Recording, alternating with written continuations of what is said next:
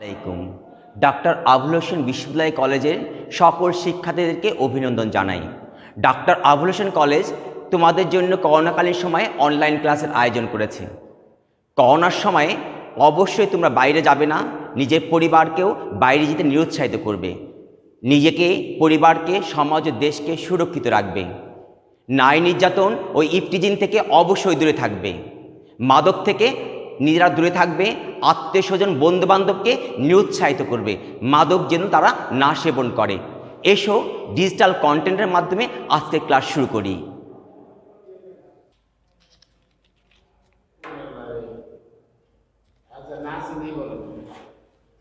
Sir আমি নূর আবদুল্লাহ সাঈদ, সহকারী অধ্যাপক, ব্যবস্থাপনা বিভাগ, ডাক্তার আবুল হোসেন বিশ্ববিদ্যালয় কলেজ, রাজবাড়ী। আজকের পাঠের বিষয় ব্যবস্থাপনা জনক ও ব্যবস্থাপনা নীতিমালা সম্পর্কে। পাঠ পরিচিতি: ব্যবস্থাপনা নীতি, প্রিন্সিপালস অফ ম্যানেজমেন্ট। তৃতীয় অধ্যায়, বিষয় ব্যবসায় সংগঠন ব্যবস্থাপনা, দ্বিতীয় পত্র, দ্বাদশ শ্রেণী। শিখন ফল: এ পাঠ শেষে শিক্ষার্থীরা শিখবে: 1. ব্যবস্থাপনা নীতি কি তা বলতে পারবে। 2. হেনরি ফিওলকে ব্যবস্থাপনা জনক কেন বলা হয় তা ব্যাখ্যা করতে পারবে। 3. হেনরি ফিওল প্রদত্ত ব্যবস্থাপনা নীতিসমূহ লিখতে পারবে। স্লাইডে আমরা ছবি দেখতে পাচ্ছি। এই ছবিটা হলো হেনরি ফিওলের। হেনরি ফিওল তিনি ব্যবস্থাপনার জনক। 1841 সালে ফ্রান্সের এক বুর্জোয়া পরিবারে তিনি জন্মগ্রহণ করেন এবং 1925 সালে তিনি মৃত্যুবরণ করেন। তাকে আধুনিক ব্যবস্থাপনার জনকও বলা হয়। তিনি ব্যবস্থাপনার 14টি মৌলিক নীতির কথা বলেন।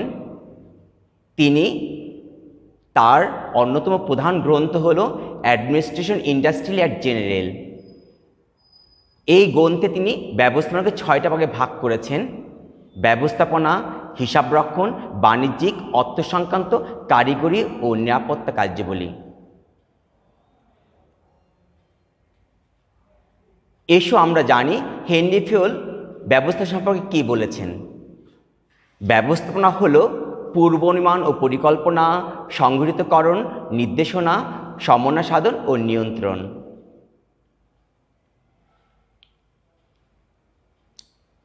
নীতি হলো সত্য বলে প্রতিষ্ঠিত কাজের পথ নির্দেশনা। নীতি হলো ব্যবস্থাপনা সংক্রান্ত মৌলিক সত্য বা বিবৃতি বা যা প্রতিষ্ঠানের সমস্যা সমাধান ও সিদ্ধান্ত গ্রহণের পথ প্রদর্শন করে। নীতি হলো সর্বজন গৃহীত পদক্ষেপ। তোমরা নিশ্চয়ই ব্যবস্থার নীতিটা কি বলতে পারবে। এসো আমরা ব্যবস্থাপনার নীতিমালা কি তা জানি। হেনরি ফিওল ব্যবস্থাপনার 14টি নীতিমালা দিয়েছেন। তা হল কার্য বিভাজন নীতি, কর্তৃত্ব দায়িত্বের সমতার নীতি, নিয়মবর্তিতার নীতি, আদেশের ঐক্যের নীতি, নির্দেশনার ঐক্যের নীতি, সাধারণ স্বার্থে ব্যক্তি স্বার্থ ত্যাগের নীতি, পারিশ্রমিকের নীতি, কেন্দ্রীকরণ ও বিকেন্দ্রীকরণের নীতি, জোড়াময় শিকলের নীতি, শৃঙ্খলার নীতি, সম্মতার নীতি, চাকুরির স্থায়িত্বের নীতি, উদ্যোগের নীতি, একতায় বলের নীতি। এই স্লাইডে দেখতে পাচ্ছি কাজকে বিভিন্নভাবে ভাগ করা হয়েছে। আমরা জানি হেনরি ফিওল কাজকে 6টা ভাগে ভাগ করেছেন: ব্যবস্থাপনা, হিসাবরক্ষণ, বাণিজ্যিক, অর্থ সংক্রান্ত, কারিগরি ও নিরাপত্তা। কাজকে বিভিন্ন ভাগে ভাগ করলে প্রতিষ্ঠানের লক্ষ্য সফলকাম হয়। তাহলে আমরা বলতে পারি প্রতিষ্ঠান কাজকে উদ্দেশ্য অনুযায়ী বিভিন্ন ভাগে ভাগ করে এক একজন বিশেষজ্ঞের ওপর দায়িত্ব কর্তৃত্ব নির্দিষ্ট করে দেওয়ার নীতিকেই কার্য বিভাজন নীতি বলে। কাজের প্রকৃতি অনুযায়ী এক এক বিভাগের কর্তৃত্ব দায়িত্ব দেওয়ার নীতি হলো কার্য বিভাজন নীতি। এই স্লাইডে আমরা দেখতে পাচ্ছি অথরিটি ভার্সাস রেসপন্সিবিলিটি, দায়িত্ব ও কর্তৃত্বের সমতা বিধানের নীতি। কর্তৃত্ব হলো আদেশ দানের অধিকার বা ক্ষমতা, অন্যদিকে দায়িত্ব হলো জবাবদিহি করার বাধ্যবাধকতা। এই অধিকার ও বাধ্যবাধকতায় সমতা রাখা নীতিকে ব্যবস্থাপনার কর্তৃত্ব ও দায়িত্বের সমতা নীতি বলে। নিয়মবর্তিতার নীতি। নিয়মবর্তিতার নীতি 5টি উপাদান নিয়ে গঠিত হয়: নিয়ম নীতি, সহজ আচরণ, শ্রদ্ধাবোধ, আনুগত্য ও সম্মান প্রদর্শন। হেনরি ফিওল যে নিয়মবর্তিতার নীতি দিয়েছেন তা হলো প্রতিষ্ঠানের নির্ধারিত নিয়মনীতি মেনে চলা, অধীনস্থ কর্মীদের পক্ষ থেকে ঊর্ধ্বতন কর্তৃপক্ষের প্রতি যথাযথ আচরণ, শ্রদ্ধাবোধ, আনুগত্য, সম্মান প্রদর্শন হলো নিয়মবর্তিতা, অর্থাৎ ঊর্ধ্বতন কর্তৃপক্ষের প্রতি আনুগত্য, সম্মান প্রদর্শন। পরবর্তী স্লাইডে আমরা দেখতে পাচ্ছি আদেশের ঐক্যের নীতি, অর্থাৎ আদেশটা হবে একজন ম্যানেজমেন্টের অধীন বসের কাছ থেকে, কখনো ডুয়েল ম্যানেজমেন্ট থেকে কোনো আদেশ পাবে না। অর্থাৎ একজন কর্মী একই সময়ে শুধুমাত্র একজন ঊর্ধ্বতন কর্মকর্তার কাছ থেকে আদেশ পাবেন। নির্দেশনা ঐক্য। মূল লক্ষ্য অর্জনে সকলকে একযোগে কাজ করতে হবে যাতে প্রতিষ্ঠানের লক্ষ্য অর্জিত হয়। তাহলে নির্দেশনা ঐক্য বলতে বুঝি কোনো কাজ করার জন্য প্রতিষ্ঠানের প্রধান উদ্দেশ্য বা মৌলিক পরিকল্পনা আলোকে প্রতিষ্ঠানের সকল কর্মী ও সব বিভাগকে একই ধরনের নির্দেশনা দেওয়াকে নির্দেশনা ঐক্য বলে, বা পূর্ব নির্দেশনার সাথে মিল রেখে পরবর্তী নির্দেশনা বাস্তবায়ন করাকে নির্দেশনা ঐক্য বলে। Individual interest to general interest.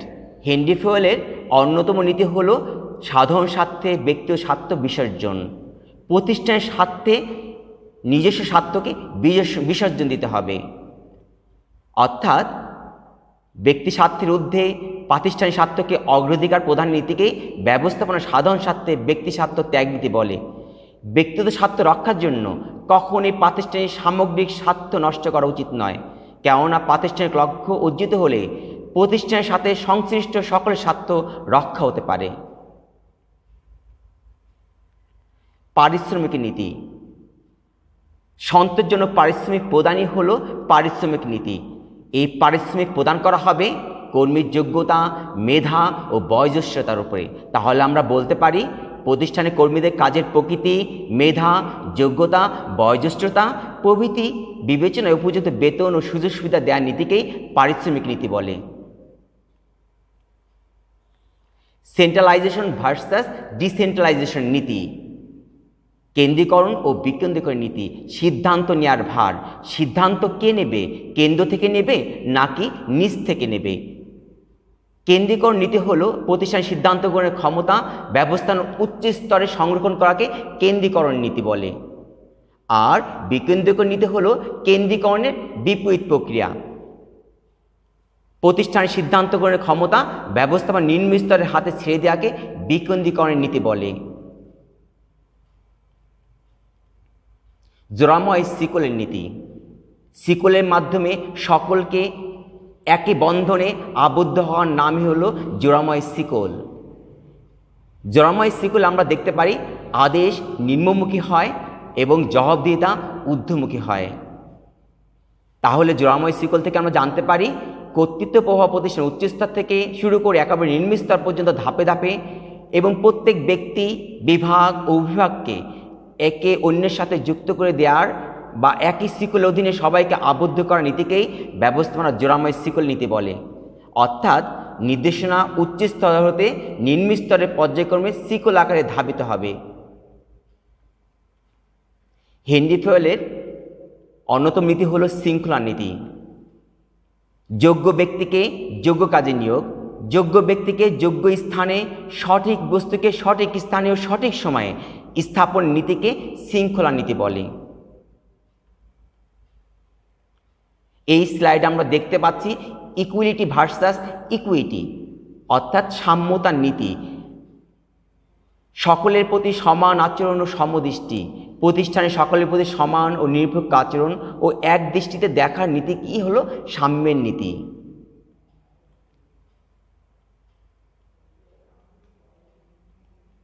চাকরির স্থায়িত্বের বিধান। মানুষ এখন সরকারি চাকরি খোঁজে, প্রাইভেট চাকরি কেউ করতে চায় না। অর্থাৎ তার চাকরির স্থায়িত্ব তার জন্য খুবই প্রয়োজন। সেই জন্য হেনরি ফিওল যে নীতিটা দিয়েছেন সেটা চাকরির স্থায়িত্বের বিধান।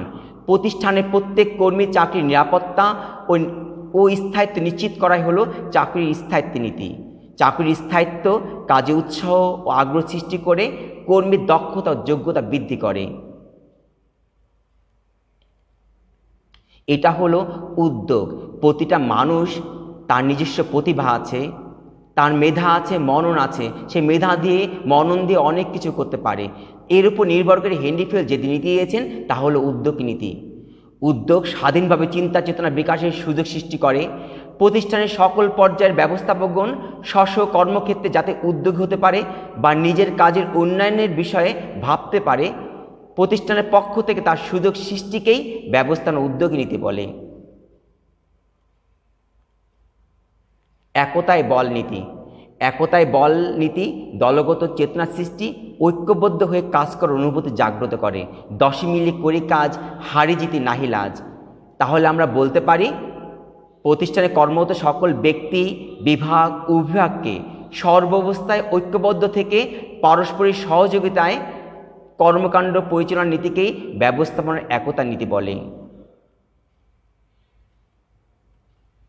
তোমরা নিশ্চয়ই শিখতে পেরেছ ব্যবস্থাপনার জনককে, ব্যবস্থাপনার 14টি নীতি কী কী, হেনরি ফিওল রচিত গ্রন্থটির নাম কি।